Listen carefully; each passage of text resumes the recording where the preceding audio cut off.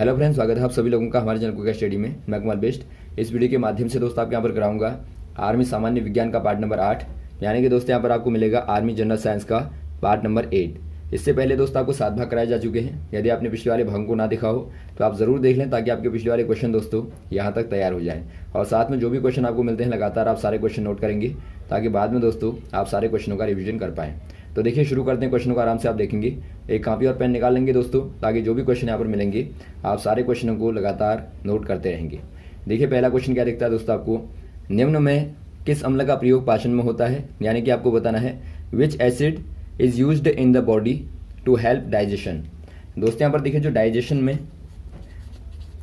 में दोस्तों यानी कि जो पाचन में अम्ल यूज होता है, आपको मालूम होगा दोस्तों हमारे मुंह से जब भोजन जाना शुरू होता है तो पाचन की क्रिया यहाँ से ही शुरू होती है। यानी कि पहली पाचन क्रिया दोस्तों शुरुआत कहाँ से होती है, हमारे मुंह से होती है, यानी कि माउथ से होती है।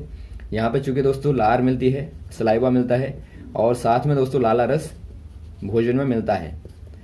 और बाद में ग्रसिका के द्वारा जो भोजन जाता है आमाशय में जाता है। और आमाशय में क्या होता है दोस्तों, जो आमाशय होता है यानी स्टोमच जो होता है दोस्तों, यहाँ पर HCl एसिड होता है, यानी कि हाइड्रोक्लोरिक एसिड होता है, जो कि भोजन को क्या करता है दोस्तों, भोजन को पतला करता है। और यहाँ पे मान लीजिए कोई कंकड़ पत्थर हैं छोटे छोटे, या फिर मान लीजिए कोई बैक्टीरियाज हैं दोस्तों, उनको मारता है। तो यहाँ पर आप कहेंगे जो HCl होता है दोस्तों, ये आपका पाचन में मदद करता है और साथ में भोजन को सड़ने से बचाता है। तो ऑप्शन नंबर यहाँ पर आपको देखिए पहला वाला दिया है, हाइड्रोक्लोरिक एसिड, यानी कि हाइड्रोक्लोरिक अम्ल दोस्तों HCl हो जाएगा, जो कि आमाशय में पाया जाता है। और बाद में दोस्तों आपको मालूम होगा यहाँ पर ऊपर से यकृत भी होता है, यानी कि लिवर होता है, जो कि हमारे शरीर की सबसे बड़ी वाली ग्रंथि होती है। और बाद में अग्न्याशय में भोजन जाता है, अग्न्याशय जो कि जहाँ से अग्न्याशयी रस मिलता है। और बाद में दोस्तों छोटी आंत में, और बाद में आखिर में बड़ी आंत में। तो आपको सारे डाइजेशन के पता होने चाहिए दोस्तों, कौन से वाले भाग में क्या मिलता है और कहाँ पे किसका पाचन होता है। अगला क्वेश्चन देखिए दोस्तों, परमाणु क्रमांक किस संकेत के द्वारा दिखाया जाता है, यानी कि आपको बताना है atomic number is represent by which symbol. दोस्तों यहाँ पर देखिए, जो एटॉमिक नंबर होता है, एटॉमिक नंबर कहने का मतलब है जो कि परमाणु क्रमांक होता है, ये कौन से वाले सिंबल के द्वारा दिखाया जाता है, यानी कि कौन से वाले संकेत के द्वारा आप इसको दिखाते हैं। आपने देखा होगा दोस्तों, आपको इस प्रकार से लिखा हुआ दिया रहता है, यहाँ पे कैपिटल X बना रहता है, यहाँ पर Z लिखा रहता है, और यहाँ पे A लिखा रहता है। तो यहाँ पर जो Z होता है तो X होता है दोस्तों, ये एलिमेंट को दिखाता है, एलिमेंट को यानी कि तत्व को दिखाता है दोस्तों। और जो A होता है ये एटॉमिक मास को दिखाता है, या मास नंबर को दिखाता है। मास नंबर कहने का मतलब है द्रव्यमान संख्या को दिखाता है। और जो Z होता है दोस्तों, ये दिखाता है एटॉमिक नंबर को, एटॉमिक नंबर यानी कि परमाणु क्रमांक को दिखाता है। तो यहाँ पर देखिए आपको परमाणु क्रमांक ही चूंकि पूछा गया है, तो यहाँ पर आप कह देंगे Z के द्वारा दोस्तों आप एटॉमिक नंबर को रिप्रेजेंट करते हैं, और ये आपका सिंबल आप याद रखेंगे। तो ऑप्शन नंबर क्या हो जाएगा दोस्तों, यहाँ पे ऑप्शन नंबर बी वाला हो जाएगा। माना आपको हीलियम को लिखना है दोस्तों, तो हीलियम को आप Hg करेंगे, और यहाँ पर आप 2 लिखेंगे और यहाँ पर 4 लिखेंगे। तो इसका मतलब क्या हुआ, मास नंबर 4, एटॉमिक नंबर 2, और एलिमेंट का नाम दोस्तों हीलियम। अगला क्वेश्चन देखिए दोस्तों, आवर्त सारणी में तत्व उनके डैडैश पर व्यवस्थित किए गए हैं, यानी कि आपको बताना है in periodic table elements are arranged according to their. दोस्तों यहाँ पर देखिए, जो पीरियोडिक टेबल है आपने देखी होगी आवर्त सारणी, तो यहाँ पर आप देखते हैं दोस्तों जो एलिमेंटों का अरेंजमेंट है वो किन के आधार पर है, आपको पूछा गया है मास नंबर के आधार पे, या एटॉमिक रेडी के आधार पे, या एटॉमिक नंबर के आधार पे, या नन ऑफ दीज। यहाँ पर आप देखते हैं दोस्तों जो मॉडर्न पीरियोडिक टेबल है, जो मॉडर्न पीरियोडिक टेबल है दोस्तों, यानी कि जो आधुनिक आवर्त सारणी है, आधुनिक आवर्त सारणी में जो एलिमेंट्स का अरेंजमेंट है दोस्तों, उनके एटॉमिक नंबर के आधार पे, यानी कि परमाणु क्रमांक के आधार पर दोस्तों किया गया है। आप देखते हैं पहला वाला एलिमेंट दोस्तों आपको हाइड्रोजन दिखाई देता है, क्योंकि इसका एटॉमिक नंबर होता है 1। बाद में आपको हीलियम दिखाई देता है दोस्तों, इसका एटॉमिक नंबर होता है 2। बाद में आपको लिथियम दिखाई देता है, लिथियम का होता है 3। यानी कि आप देखते हैं लगातार क्रमांकों के आधार पर आपको पीरियोडिक टेबल का अरेंजमेंट दिखाई देता है। तो यहाँ पर आप टिक कर देंगे ऑप्शन नंबर सी वाले में, एटॉमिक नंबर यानी कि परमाणु क्रमांक। और यदि आप बात करें दोस्तों, एक क्वेश्चन आता है मेंडलीव की आवर्त सारणी के बारे में, यानी कि जो मेंडलीव की दोस्तों पीरियोडिक टेबल थी, यानी आवर्त सारणी थी। शुरुआत में मेंडलीव ने ही दोस्तों आवर्त सारणी को यहाँ पर शुरुआत में अरेंजमेंट किया था, शुरुआत में आवर्त सारणी को दिया था। तो मेंडलीव ने दोस्तों कैसे अरेंजमेंट किया था, एटॉमिक मास के अकॉर्डिंग, एटॉमिक मास यानी कि, या फिर आप कह सकते हैं मास नंबर के अकॉर्डिंग, यानी कि द्रव्यमान संख्या के आधार पर दोस्तों शुरुआत में उन्होंने अरेंजमेंट किया था। लेकिन ये बाद में गलत सिद्ध हो गया था, क्योंकि उनकी जो प्रॉपर्टीज़ थी एलिमेंट्स की वो उनके एटॉमिक नंबर के अकॉर्डिंग आ रही थी, तो इसीलिए बाद में एटॉमिक नंबर के आधार पर मॉडर्न में किया गया। अगला क्वेश्चन देखिए दोस्तों, निम्न में कौन क्षारीय है, यानी आपको बताना है which one is an alkaline among the following. दोस्तों यहाँ पर आपको बताना है एल्कलाइन यानी कि क्षारीय, इनमें से कौन होगा दोस्तों। पहला आपको दिया विनेगर। जो विनेगर होता है दोस्तों, यानी कि आप सिरका कहते हैं, सिरका क्या होता है एक प्रकार से, सिरका दोस्तों एसिटिक एसिड होता है, एसिटिक एसिड होता है, यानी कि दोस्तों अम्ल होता है एक प्रकार से, एसिटिक अम्ल होता है, CH3COOH होता है।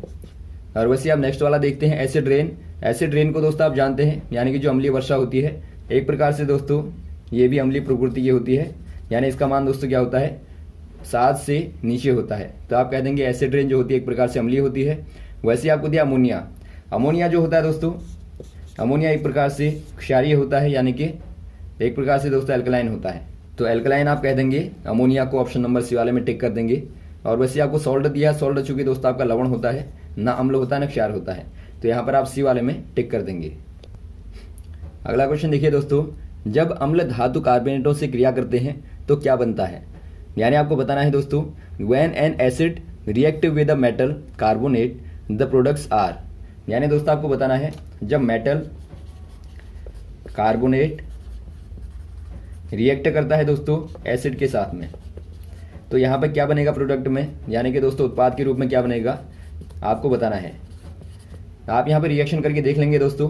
पहले यहाँ पर आप कोई एसिड ले लें, एसिड के तौर पर आप मान लीजिए HCl को ले लें, हाइड्रोक्लोरिक एसिड को आप यहाँ पे ले लेंगे HCl, और साथ में रिएक्शन कर देंगे मेटल कार्बोनेट की। मेटल दोस्तों आप कोई भी ले लें, माना आपने सोडियम को ले लिया मेटल के तौर पे, और कार्बोनेट जो कि आपका CO3 होता है, जो कार्बोनेट ग्रुप होता है, तो यहाँ पर आप Na2CO3 के तौर पर दोस्तों यहाँ पे ले लेंगे। आप इसका नाम जानते होंगे, कॉमन नेम क्या होता है दोस्तों सोडियम कार्बोनेट का, ये दोस्तों आपका वॉशिंग सोडा होता है।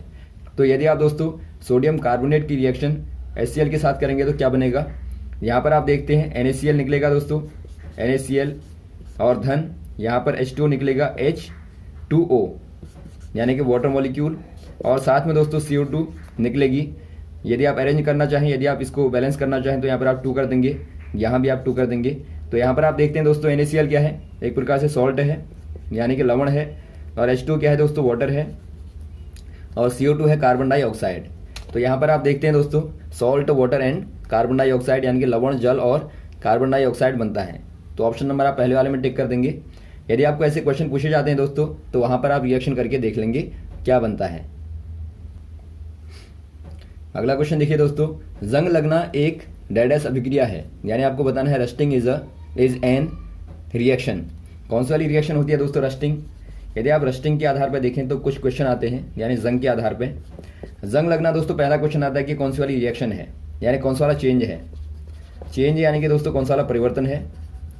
तो यह दोस्तों एक प्रकार का केमिकल चेंज होता है, यानी कि रासायनिक परिवर्तन होता है, क्योंकि दोस्तों यहाँ पर एक प्रकार से नया पदार्थ बनता है, एक प्रकार से नया सब्सटेंस बनता है। यदि आप देखें रिएक्शन को दोस्तों, रिएक्शन पूछी भी जाती है कभी कभार, तो यहाँ पर आप देखेंगे आयरन का फॉर्मूला होता है Fe। आयरन रिएक्शन करता है दोस्तों O2 के साथ में, यानी एयर के साथ में, और साथ में मॉइस्चर के साथ में, या नमी कहें या फिर आप दोस्तों वाटर कह दें। तो इनके साथ रिएक्शन करने के बाद क्या बनता है, आयरन का ऑक्साइड बनता है, Fe2O3 बनता है, आयरन ऑक्साइड कहते हैं आप इसको, और साथ में कुछ यहाँ पे H2O मॉलिक्यूल भी होते हैं। तो यहाँ पर आप देखते हैं दोस्तों जो आयरन ऑक्साइड है यही आपका जंग कहलाता है, यानी कि रस्टिंग कहलाती है, ब्राउन कलर का होता है। तो यहाँ पर आप देखते हैं दोस्तों नया पदार्थ बनता है, तो ये केमिकल चेंज है। और साथ में ये भी क्वेश्चन आता है कि बताइए जंग लगने से दोस्तों जो मेटल होगा, जो आयरन होगा, उसके वेट पर क्या प्रभाव पड़ेगा, इंक्रीज होगा या डिक्रीज होगा या वही रहेगा या नन ऑफ दीज। तो यहाँ पर आप हमेशा करेंगे इंक्रीज होगा। इंक्रीज क्यों होगा दोस्तों, यहाँ पर आप देखते हैं पहले आयरन था, लेकिन अब यहाँ पे चूंकि आयरन ऑक्साइड बन गया है, यदि आप दोनों का मॉलिक्यूलर मास निकालेंगे तो यहाँ ज़्यादा होगा और यहाँ कम होगा, यानी दोस्तों जंग लगने के बाद में जो लोहा होगा उसका भार बढ़ जाएगा। और यहाँ पे जो पूछा गया है दोस्तों कौन सा वाला रिएक्शन है, तो रिएक्शन यहाँ पे जो होती है जंग लगना, यहाँ पर आपने रिएक्शन को देखा Fe था और धन O2 था और H2O था, और यहाँ बना दोस्तों Fe2O3 और XH2O। तो यहाँ पर आप क्लियर देखते हैं दोस्तों जो Fe था इसका ऑक्सीकरण हो गया Fe2O3 में, यानी यहाँ पर आप ऑक्सीडेशन नंबर को देखते हैं ज़्यादा हो गया, या फिर आप सिंपल कहें दोस्तों यहाँ पर ऑक्सीजन ऐड हो जाती है, यानी ऑक्सीकरण होता है तो यहाँ पर आप कह देंगे दोस्तों ऑक्सीडेशन रिएक्शन होती है, यानी ऑक्सीकरण अभिक्रिया हो जाएगी, ऑप्शन नंबर ए वाला। अगला क्वेश्चन देखता है दोस्तों आपको, पोटेशियम नाइट्रेट कहाँ प्रयुक्त होता है, यानी आपको बताना है potassium nitrate is used as. जो पोटेशियम नाइट्रेट होता है दोस्तों, यानी कि आप इसको कहते हैं KNO3, पोटेशियम नाइट्रेट, ये दोस्तों एक प्रकार से दवा के तौर पर होगा, यानी कि मेडिसिन के तौर पर होगा, या फर्टिलाइजर के तौर पर होगा, या सॉल्ट के तौर पर होगा, या ग्लास के तौर पर। ये दोस्तों होता है फर्टिलाइजर के तौर पर, यानी कि फर्टिलाइजर कहें या फिर आप दोस्तों कहें उर्वरक के तौर पे, उर्वरक के तौर पर दोस्तों इसका इस्तेमाल होता है। आपने देखा होगा दोस्तों यहाँ पर जो NO3 होती है, ये खास तौर पर पौधों के लिए जो नाइट्रोजन होती है दोस्तों उसकी आपूर्ति करती है। आप जानते होंगे जो पौधों के लिए मुख्य भोजन होता है दोस्तों, यानी न्यूट्रिन होता है, न्यूट्रिशन होता है, वो आपका नाइट्रोजन होता है। तो यहाँ से नाइट्रेट के फॉर्म में दोस्तों इनको नाइट्रोजन प्राप्त होती है। तो यहाँ पर आप कह देंगे जो KNO3 होता है वो दोस्तों फर्टिलाइजर के तौर पर, यानी कि उर्वरक के तौर पर इस्तेमाल होता है। अगला क्वेश्चन देखिए दोस्तों, निम्न में गन मेटल में प्रयुक्त तत्व हैं, यानी आपको बताना है which of the following are ingredient of gun metal. यदि आप देखें दोस्तों गन मेटल को, यहाँ पे दोस्तों गन मेटल में मुख्यतः जो होते हैं कॉपर होता है और टेन होता है, यानी Hb, और दोस्तों यहाँ पर होता है जिंक। मुख्यतः दोस्तों जो कॉपर होता है 88% होता है, ज़्यादातर होता है, मैक्सिमम होता है, और बाद में ये आपका लगभग 10-12% होता है, और बाद में ये दोस्तों आपका 8 से लेके 10% होता है, यानी कि आप कह देंगे सर्वाधिक जो होता है दोस्तों कॉपर होता है, बाद में टेन होता है, बाद में जिंक होता है। तो यहाँ पर दोस्तों आपको मुख्यतः कॉपर और टेन दिया है, जिंक यहाँ पर नहीं लिखा गया है, तो ऑप्शन नंबर आप सी वाले में ही टिक करेंगे, कॉपर टेन। यदि आपको जिंक लिख के भी दिया होगा तो वहाँ पर दोस्तों कंप्लीट होगा वो। अगला क्वेश्चन देखिए दोस्तों, इंद्रधनुष में सर्वाधिक विवर्तन किस रंग का होता है, यानी आपको बताना है which colour is most diffractive in rainbow. आपको बताना है मोस्ट डिफ्रेक्टिव, डिफ्रेक्टिव कौन सा वाला कलर होगा दोस्तों, यानी सर्वाधिक विवर्तन किसका होगा। इसके लिए दोस्तों आपको सिंपल एक फॉर्मूला याद रखना है, जो कि मोस्ट डिफ्रेक्टिव होगा वो दोस्तों आपका लॉन्गेस्ट वेवलेंथ होगी, यानी कि दोस्तों सर्वाधिक तरंग दैर्ध्य, यानी कि सर्वाधिक तरंग दैर्ध्य होगी। और आप जानते हैं दोस्तों जो रेड कलर होता है उसकी जो तरंग दैर्ध्य होती है सर्वाधिक होती है, यानी कि लॉन्गेस्ट वेवलेंथ होती है। तो यहाँ पर आप कहेंगे जो रेड कलर होगा दोस्तों उसका सर्वाधिक डिफ्रैक्शन होगा, ऑप्शन नंबर यहाँ पर हो जाएगा बी वाला। और यदि आप बात करें दोस्तों जो लीस्ट डिफ्रैक्टिव होगा, यानी कि जो कम से कम विवर्तित होने वाला रंग होगा वो हो जाएगा दोस्तों वॉयलेट, क्योंकि वॉयलेट का आप जानते हैं शॉर्टेस्ट दोस्तों वेवलेंथ होती है, शॉर्टेस्ट वेवलेंथ होती है, यानी कि कम से कम तरंग दैर्ध्य होती है। तो यहाँ पर आपको चूंकि सर्वाधिक वाला पूछा गया है तो आप रेड कलर में टिक कर देंगे। अगला क्वेश्चन देखिए दोस्तों, एसआई मूल इकाइयाँ कितनी हैं, यानी कि आपको बताना है how many basic SI units are there. दोस्तों यहाँ पर आपको बताना है बेसिक यूनिट्स, एसआई यूनिट्स, यानी कि आपको दोस्तों मूल इकाइयाँ बताना है, या फिर आप इनको कहते हैं दोस्तों फंडामेंटल यूनिट्स, या आप कहते हैं फंडामेंटल क्वांटिटीज़। यहाँ पर आप देखिए फंडामेंटल जो क्वांटिटीज़ होती हैं दोस्तों फिजिकली, यानी कि एक प्रकार से जो भौतिक राशियाँ होती हैं, मूल भौतिक राशियाँ, वो 7 होती हैं। पहला आप देखेंगे लेंथ होती है, यानी कि लंबाई होती है दोस्तों, और लंबाई का ऐसा ही मात्रक होता है मीटर। और सेकंड वाली होती है द्रव्यमान, यानी कि मास होता है, मास द्रव्यमान, और द्रव्यमान की जो ऐसा यूनिट होती है किलोग्राम होती है। वैसे नेक्स्ट वाला होता है तापमान, यानी कि टेम्परेचर, और टेम्परेचर की ऐसा यूनिट होती है केल्विन। नेक्स्ट वाला होता है विद्युत धारा, यानी कि दोस्तों आप कहेंगे इलेक्ट्रिकल करंट होती है, और इलेक्ट्रिकल करंट का जो मात्रक होता है ऐसा ही मात्रक होता है एम्पियर होता है। और नेक्स्ट वाला होता है दोस्तों अमाउंट ऑफ सब्सटेंस, यानी कि पदार्थ की मात्रा, पदार्थ की जो मात्रा होती है, यदि आप उसका मात्रक देखेंगे दोस्तों उसका मात्रक होता है मोल, MOL मोल होता है, MOLE मोल। और वैसे आप नेक्स्ट वाला देखेंगे, नेक्स्ट आपका होता है दोस्तों 7वां जो होता है, ये होती है आपकी ल्यूमिनियस इंटेंसिटी, या फिर आप इसको कहते हैं दोस्तों ज्योति तीव्रता, और इसका मात्रक होता है कैंडेला CD आप इसको लिखते हैं शॉर्ट में, तो एक कैंडेला इसका मात्रक होता है। तो यहाँ पर आपने देखा दोस्तों 7 मुख्यतः मूल राशियाँ होती हैं, और उनकी जो SI यूनिटें होती हैं वो भी दोस्तों 7 ही होंगी। तो यहाँ पर आप कह देंगे ऑप्शन नंबर डी वाला हो जाएगा 7। अगला क्वेश्चन देखिए दोस्तों, एक दंड चुंबक को 3 भागों में काटने पर कुल ध्रुवों की संख्या क्या होगी। यानी कि आपको बताना है if a bar magnet is cut lengthwise into 3 parts what will be the number of poles. दोस्तों यहाँ पर देखिए आपको बताना है, आपके पास में कोई बार मैग्नेट था, यानी कि कोई दोस्तों आपके पास में दंड चुंबक था, बार मैग्नेट। आपने बार मैग्नेट को दोस्तों 3 भागों में तोड़ दिया, यानी आपने 3 टुकड़े कर दिए अलग अलग। और आपको बताना है यहाँ पर टोटल दोस्तों कितने ध्रुव होंगे, कितने पोल होंगे। आप जानते हैं दोस्तों जो एक चुंबक होता है यानी कि जो एक मैग्नेट होता है, हमेशा ही वहाँ पर 2 ध्रुव होते हैं, नॉर्थ पोल और साउथ पोल, यानी कि उत्तरी ध्रुव और दक्षिणी ध्रुव। तो यहाँ पर 2 पोल होते हैं हमेशा ही दोस्तों। आप कितना ही छोटा मैग्नेट करते हैं काटने के बाद में, वहाँ भी 2 ही पोल होंगे, एक नॉर्थ पोल होगा, एक south pole, north pole south pole, north pole south pole. तो यहाँ पर आप देखते हैं दोस्तों 1 2 3 4 5 6 यानी कि 6 पोल यहाँ पर हो जाएंगे जब आप 3 टुकड़े कर देंगे। तो ऑप्शन नंबर कौन सा हो जाएगा, सी वाला हो जाएगा, यानी कि 6 पोल यहाँ पर हो जाएंगे। और यहाँ पर दोस्तों प्रत्येक क्या करते हैं, यहाँ से निकलने वाली जो लाइनें होती हैं, मैग्नेटिक लाइन जो होती हैं, इनको आप चुंबकीय बल रेखाएं कहते हैं। ये दोस्तों एक दूसरे को इंटरसेक्ट नहीं करती हैं, यानी एक दूसरे को कभी नहीं काटती हैं। अगला क्वेश्चन देखिए दोस्तों, एस्टिग्मेटिज्म का निवारण होता है, यानी आपको बताना है astigmatism can be corrected bye. पहले आप समझेंगे दोस्तों जो एस्टिग्मेटिज्म होता है ये होता क्या है, या फिर आप दोस्तों इसको कहते हैं दृष्टि वैषम्य। दृष्टि वैषम्य भी दोस्तों आप हिंदी में कहते हैं इसको, तो हो सकता है आपको दृष्टि वैषम्य लिख के दिया हो। तो यहाँ पर आप समझेंगे दोस्तों जो एस्टिग्मेटिज्म होता है वहाँ पर होता क्या है। यहाँ पर क्या होता है दोस्तों, जो आई का सरफेस होता है, फ्रंट सरफेस, यानी कि आई फ्रंट सरफेस एक दिशा में ज़्यादा कर्व हो जाता है, यानी आप कहेंगे curved with different in size in one direction.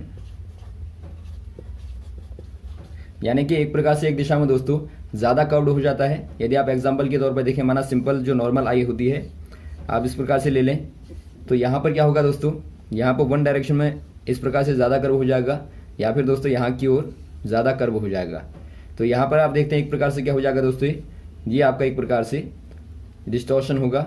यही दोस्तों एक प्रकार से क्या कहलाता है, एस्टिग्मेटिज्म कहलाता है, यानी कि दृष्टि वैषम्य कहलाता है। तो इसके निवारण के लिए दोस्तों जो इस्तेमाल होता है, मुख्यतया कॉन्टैक्ट लेंस का इस्तेमाल किया जाता है। इनमें मुख्यतया दोस्तों आपका होता है सिलेंड्रिकल लेंस का दोस्तों, यानी एक प्रकार से आप कहेंगे जो बेलनाकार लेंस होता है उनका इस्तेमाल होता है। तो ऑप्शन नंबर कौन सा हो जाएगा, ऑप्शन नंबर ए वाला हो जाएगा, सिलेंड्रिकल लेंस। यहाँ पर आप इसको दोस्तों सिंपली कह सकते हैं imperfection of curvature of I surface. यानी कि जो आई का सरफेस होता है उसके कर्वेचर में दोस्तों इम्परफेक्शन हो जाता है, तो यही आपका एस्टिग्मेटिज्म कहलाता है। तो यहाँ तक क्वेश्चन को आप तैयार करेंगे, ज़्यादा दोस्तों आपको लगातार यूँ ही कराते रहेंगे, हमारे साथ भी बने रहेगा। ओके, थैंक्स, जय हिंद, जय भारत।